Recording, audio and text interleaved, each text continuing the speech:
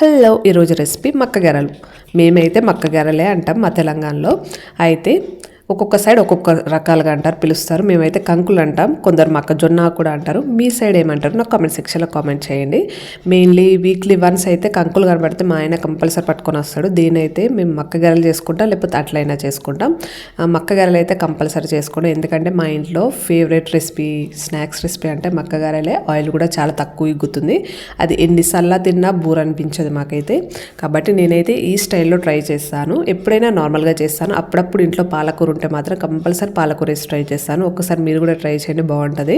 అయితే వీడియోలో చూపించినట్టు ఇలా చేస్తాను. నాకైతే కంకులు రెండు రకాలుగా అనిపిస్తుంది ఎందుకో. ఒకటేమో అంటే అదేం లేదండి, ఒక పొట్టు మాత్రం గ్రీన్ కలర్ ఉంటుంది, ఒకటేమో నార్మల్ కలర్ ఉంటుంది. అది తెలిసి లోకల్ నాన్ లోకల్ అనుకుంటా.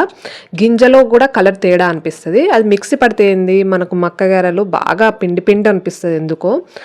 అందుకే నేనైతే అలాంటి కంకులు కనబడితే మాత్రం దాంట్లో కంపల్సరీ పాలకూర వేసే ట్రై చేస్తాను, ఎందుకంటే నార్మల్గా చేస్తే లోపలంతా పిండి పిండి టేస్ట్ అంత బాగా అనిపించదు. మీకు కూడా ఇలాగనే అనిపిస్తే ఒక్కసారి కామెంట్ సెక్షన్లో కామెంట్ చేయండి. అలాగే వీడియో నచ్చితే మాత్రం లైక్, షేర్ అండ్ సబ్స్క్రైబ్.